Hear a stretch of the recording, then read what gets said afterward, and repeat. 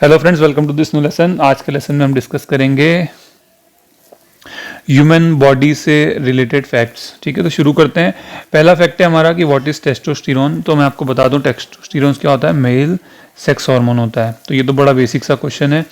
ये एक स्टेरॉइड है। हाँ, ठीक है।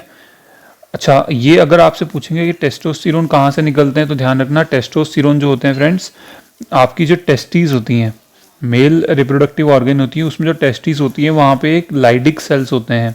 कौन से सेल्स होते हैं? लाइडिक सेल्स होते हैं, वहाँ से निकलती है। अब अच्छा, इसको कौन ट्रिगर करता है? तो आप ध्यान रखना, ब्रेन में एक ग्लैंड होती है पिट्यूटरी ग्लैंड। अगर और हम जाएंगे तो ब्रेन में होती है हाइपोथैलेमस। हाइपोथैलेमस पिट्यूटरी ग्लैंड को हार्मोन के थ्रू इन्फॉर्म करता है, और पिट्यूटरी ग्लैंड में एक हार्मोन निकलता है ल्यूटेनाइजिंग हार्मोन। और जो ल्यूटेनाइजिंग हार्मोन होता है वो जब रिलीज होता है तो टेस्टीज आपकी क्या, कौन सा, टेस्टीज के जो लाइडिक सेल्स हैं वो क्या निकालते हैं? टेस्टोस्टेरोन। तो हमने क्या देखा? हमने देखा सबसे पहले हाइपोथैलेमस, देन आपकी सबसे पहले आपका हाइपोथैलेमस पिट्यूटरी ग्लैंड को बोलता है, पिट्यूटरी ग्लैंड ल्यूटेनाइजिंग हार्मोन निकालती है। देन ये जो ल्यूटेनाइजिंग हार्मोन है ये आपका टेस्टीज के जो लाइडिक सेल्स होते हैं वहां से क्या निकलता है? टेस्टोस्टेरोन। सेकंड क्वेश्चन है हमारा कि एड्रेनलिन क्या होता है। तो एड्रेनलिन इज ए हार्मोन। ये क्या होता है? इमरजेंसी हार्मोन होता है। हमको क्या होता है, कहीं भी कभी भी स्ट्रेस होता है बॉडी को, तो वो जो स्ट्रेस को कंट्रोल करने के लिए बॉडी जो हार्मोन रिलीज करती है उसको हम क्या बोलते हैं? एड्रेनलिन बोलते हैं। अब बात आती है, ये तो हमको पता लग गया इमरजेंसी हार्मोन है, ठीक। अब ये कौन निकालता है? तो ध्यान देना, किडनी जो होती है, किडनी के ऊपर एक छोटी सी ग्लैंड्स होती हैं, उनको बोलते हैं, दो ग्लैंड्स होती हैं, पेयर ऑफ ग्लैंड, उनको बोलते हैं एडर्नल ग्लैंड।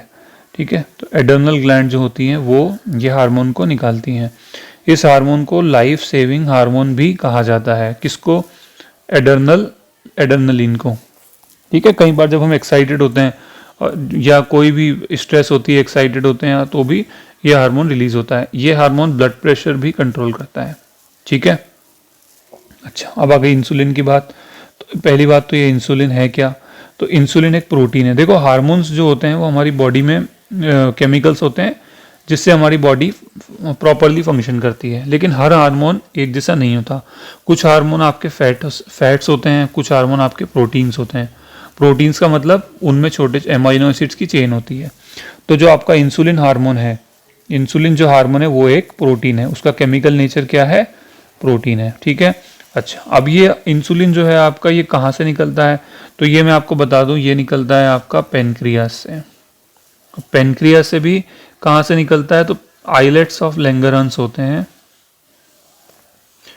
ठीक है, आइलेट्स ऑफ लैंगरहंस, वहाँ पे अल्फा सेल्स भी होते हैं, बीटा सेल्स भी होते हैं। तो जो बीटा सेल्स हैं आपके वो क्या निकालते हैं? इंसुलिन।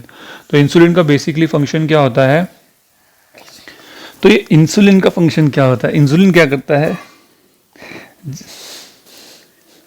जब तो जो हमारी बॉडी में, जैसे हमने कोई फूड खाया, तो फूड भी आपको पता है कार्ब होते हैं, फैट होता है, प्रोटीन होता है। तो अगर हमने कोई एक्सेस फूड खाया, जैसे राइस खाया और राइस में कार्बोहाइड्रेट्स है, तो कार्बोहाइड्रेट्स क्या करते हैं? हमको इंस्टेंट एनर्जी प्रोवाइड करते हैं। अब इंस्टेंट एनर्जी हमने जो कार्बोहाइड्रेट से एनर्जी ले ली, जो एक्सेस कार्ब होंगे उसको क्या करेगा? इंसुलिन ग्लाइकोजन में कन्वर्ट कर देगा। किस में कन्वर्ट कर देगा? ग्लाइकोजन में कन्वर्ट कर देगा, और वो स्टोर हो जाएगा। तो अगर इंसुलिन का लेवल कम होता है ना, तो ये जो ग्लूकोज का लेवल हमारी बॉडी में बढ़ जाता है, क्रिस्टल बनाते हैं ग्लूकोज, और दूसरी ऑर्गन्स को नुकसान पहुंचाते हैं। ठीक है। अच्छा, व्हाट इज नेफ्रॉन? तो बड़ा सिंपल सा क्वेश्चन है। नेफ्रॉन जो होती है फंक्शनल यूनिट ऑफ किडनी होती है, सबसे छोटी यूनिट जो होती है किडनी की, वो।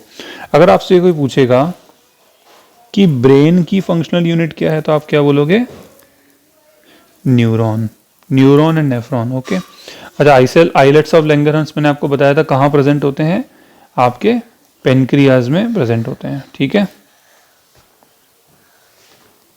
अच्छा, अगला क्वेश्चन है, बहुत आईएमपी है, कि व्हाट इज कॉर्पस लुटियम। तो ध्यान रखो, आपकी जो जैसे मेल रिप्रोडक्टिव ऑर्गन मैंने आपको बताया कि क्या होता है आपका? टेस्टीज होती हैं। ऐसे फीमेल रिप्रोडक्टिव ऑर्गन आपकी ओवेरीज हैं। ओवेरीज भी पेयर होती हैं। ठीक है, ये पेयर होती है ओवरीज का भी।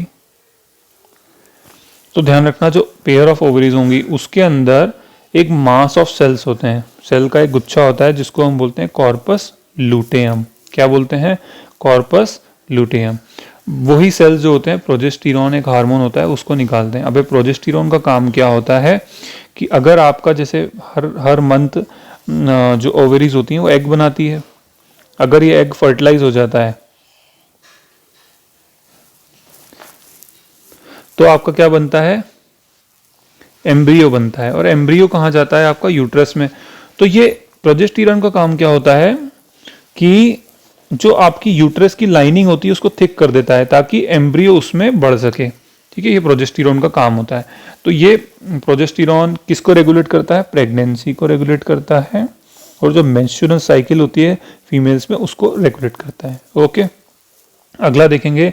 अगर आपसे कोई पूछेगा क्वेश्चन कि which is the strongest muscle, तो आप क्या बोलोगे? मेसिस्टर मसल्स। अब ये कहाँ प्रेजेंट होते हैं? जॉ में प्रेजेंट होते हैं। हमारा जो जबड़ा होता है उसके अंदर प्रेजेंट होते हैं। आप देख सकते हो कि हम कितना फोर्स लगा सकते हैं हमारे जबड़े में। ठीक है, अच्छा, ह्यूमन हार्ट के अंदर कितने वॉल्व्स होते हैं? तो ह्यूमन हार्ट के अंदर 4 वॉल्व्स होते हैं। ये हार्ट जो होता है इसके अंदर 4 चेम्बर्स भी होते हैं। ठीक है, ये हार्ट जो होता है आपका, इसके अंदर अपनी खुद की एक एक्साइटेशन की पावर होती है, बाकी दूसरे ऑर्गन्स में ऐसा नहीं होता। ठीक है, अच्छा, लैक्टिक एसिड क्या होता है? तो ध्यान रखना, लैक्टिक एसिड क्या होता है कि जब हमारी बॉडी क्या करती है, जैसे हम एक्सरसाइज करते हैं तो हमको एनर्जी कहाँ से मिलती है? कार्बोहाइड्रेट से मिलती है। कार्बोहाइड्रेट की ऑक्सीडेशन होती है और एटीपी जनरेट होता है। ठीक है, लेकिन हमारा क्या होता है जब हम वर्कआउट करते हैं, जब हमको ऑक्सीजन की कमी होती है, तो जब कमी होती है ना तो अब्सेंस ऑफ ऑक्सीजन हो जाती है। तो अब्सेंस ऑफ ऑक्सीजन की प्रेजेंस में लैक्टिक एसिड जनरेट होता है और इस लैक्टिक एसिड से भी एनर्जी जनरेट हो जाती है। ठीक है, चलो अब ध्यान रखेंगे। देखो, ब्रेन होता है तो ब्रेन में ध्यान रखना, ऐसा एक ब्रेन ये और ये, तो ये जो बड़ा वाला पार्ट होता है ये होता है आपका सेरिब्रम, और छोटे वाले पार्ट को हम बोलते हैं सेरिबेलम। तो अब इन दोनों का फंक्शन क्या है? देखो, मूवमेंट करना और आपका जो है रीजनिंग करना, temperature, touch, hearing, movement, reasoning, ये सब किसका काम होता है? जो बड़ा वाला पार्ट होता है ना सेरिब्रम, उसका फंक्शन होता है। अगर आपसे कोई बोलेंगे कि बैलेंस कैसे बनता है, कौन सा ब्रेन का ऑर्गन होता है जो बैलेंस बनाने में मदद करता है, तो दैट इज सेरिबेलम। समझ में आ गया? सेरिबेलम जो है बैलेंस बनाने में मदद करता है, सेरिबेलम इक्विलिब्रियम, और जो बड़ा वाला हिस्सा होता है वो रीजनिंग, आपका जो है आपका टेम्परेचर, टच, हियरिंग और इन सब में मदद करता है। अच्छा, अब कॉर्पस कॉलोसम क्या होता है? तो कॉर्पस कॉलोसम क्या होता है? जो ब्रेन के जो राइट हेमिस्फीयर और लेफ्ट हेमिस्फीयर होता है उन दोनों को कॉर्पस कॉलोसम जो होता है वो ज्वाइन करता है। ठीक है, अच्छा, अगर आपसे कोई पूछेगा कि आई का कौन सा, आपसे कोई पूछेगा कि जब आई डोनेशन होती है, किसी को हम आई डोनेट करते हैं तो कौन सा पार्ट डोनेट होता है, तो ध्यान रखना आई का जो कॉर्निया वाला पार्ट है वो डोनेट होता है। ठीक है, कॉर्निया क्या होता है? जैसे हमारी आई है तो इसकी जो ट्रांसपेरेंट लेयर होती है ना ऊपर, वो कॉर्निया होती है। ठीक है, ये पीछे पीछे वाला पार्ट होता है आपका रेटिना, और यहीं पे जो बनती है आपकी इमेज। ठीक, कॉर्निया क्या करती है? रिफ्रैक्ट और बेंड, लाइट को बेंड करती है। मैंने आपको बता दिया transparent part of I. Iris क्या होता है? कॉर्निया के जस्ट पीछे जो होगा वो आइरिस होगा, जो हमारा कलर्ड पार्ट नहीं होता। आइरिस के अंदर प्यूपिल होता है, तो प्यूपिल क्या करता है? लाइट को कंट्रोल करता है। आपने देखा होगा कि आप कई बार जैसे किसी आप बहुत ज़्यादा धूप में रहते हो तो आपका क्या होता है? आइरिस में जो प्यूपिल होता है ना वो छोटा हो जाता है ताकि कम लाइट अंदर जाए। ठीक है, तो हम जब एकदम से कहीं धूप से हम बाहर जाते हैं तो थोड़ा सा एक मोमेंट के लिए अंधेरा सा लगता है। वो क्यों लगता है? क्योंकि क्या होता है कि जब हम बहुत ज़्यादा रोशनी में रहते हैं तो हमारा जो प्यूपिल होता है, आइरिस के अंदर जो प्यूपिल होता है, आप देखना तो प्यूपिल आप जब देखोगे तो वो छोटा हो गया। क्यों छोटा हो गया? क्योंकि कम लाइट अंदर जाए। लेकिन जैसे ही हम कम रोशनी वाली जगह पे जाते हैं धूप में से, तो वो प्यूपिल कुछ मोमेंट के लिए तो छोटा ही रहता है, फिर वो जब बड़ा होता है तो वापस हमको प्रॉपरली दिखता है। ठीक है, तो आइरिस का फंक्शन क्या है? Control the amount of light entering into your I through प्यूपिल। ठीक है, ग्लूकोज और फ्रक्टोज क्या होते हैं? तो ग्लूकोज और फ्रक्टोज ध्यान रखना, जो ये कार्बोहाइड्रेट्स होते हैं। कार्बोहाइड्रेट्स में भी देखो क्या होता है, कुछ मोनोसेक्राइड होते हैं, डाइसेक्राइड होते हैं और पॉलीसेक्राइड्स होते हैं। ठीक, पॉलीसेक्राइड का एग्जाम्पल है स्टार्च, डाइसेक्राइड का एग्जाम्पल है गैलेक्टोज, और मोनोसेक्राइड के एग्जाम्पल्स क्या हैं आपके? Glucose, fructose. ठीक है, और ये 6 इसमें कार्बन होते हैं, ग्लूकोज में और फ्रक्टोज में 6 कार्बन होते हैं, तो इसलिए हम इसको क्या बोलते हैं? हेक्सोस। हेक्स मतलब 6, तो 6 कार्बन है। ठीक है, आपसे कोई पूछेगा थ्रम्बोसाइट्स क्या होती हैं, तो थ्रम्बोसाइट्स क्या होती हैं? ब्लड प्लेटलेट्स होती हैं।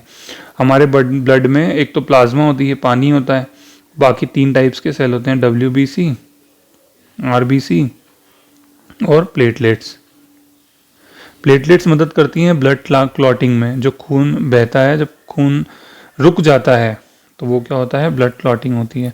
ठीक है, अगर ये ब्लड क्लॉटिंग ना होगी तो अगर कोई भी जरा सी भी चोट लग गई तो वो खून बहता ही जाएगा। हमारी पर माइक्रो लीटर ऑफ ब्लड में 1.5 लाख से 4.5 लाख तक ब्लड प्लेटलेट्स होती हैं एक नॉर्मल ह्यूमन बॉडी में, कहीं के केस में ज़्यादा भी हो सकती हैं। रिस्क तब हो जाता है जब ये 10,000 से 20,000 रह जाती हैं, जैसा कि डेंगू के केस में होता है। ठीक है, अच्छा एलेंटॉइस क्या होता है? ध्यान रखना, एलेंटॉइस एम्ब्रियो से रिलेटेड है। जब एम्ब्रियो बनता है तो मदर और एम्ब्रियो को कनेक्ट करती है प्लासेंटा। ठीक है, ऐसे ही एक इस छोटा सा सैक होता है, छोटा सा एक बॉल जैसा ग्राउंड स्ट्रक्चर होता है, जो कि एम्ब्रियो की एक्सक्रीशन में मदद करता है, गैसेस की एक्सचेंज, और उसको जो एक्सक्रीट करना होता है तो वो कौन मदद करता है? एलेंटॉइस मदद करता है। ठीक है, तो ये हमारे क्वेश्चंस हो गए। अब आपसे मैं कुछ कुछ जो मैंने पढ़ाया ना उनमें से आपसे कुछ पूछूंगा, आप कमेंट सेक्शन में मुझे बताइएगा। तो आप मुझे पहले बताओ कि कॉर्पस कोलेसम किस ब्रेन के किस पार्ट से रिलेटेड है? मैंने आंसर ही बता दिया, तो it is related to brain. अब आपको ये बताना है कॉर्पस लूटेयम जो है किस बॉडी के किस पार्ट से रिलेटेड है, ये भी बताना कि कॉर्पस कोलेसम का फंक्शन क्या है। ठीक है, एक आप बताइएगा कि ह्यूमन बॉडी में बोन्स कितनी होती हैं? 206 होती हैं, लेकिन जो एक बेबी होता है उसके अंदर नंबर ऑफ बोन्स कितनी होती हैं?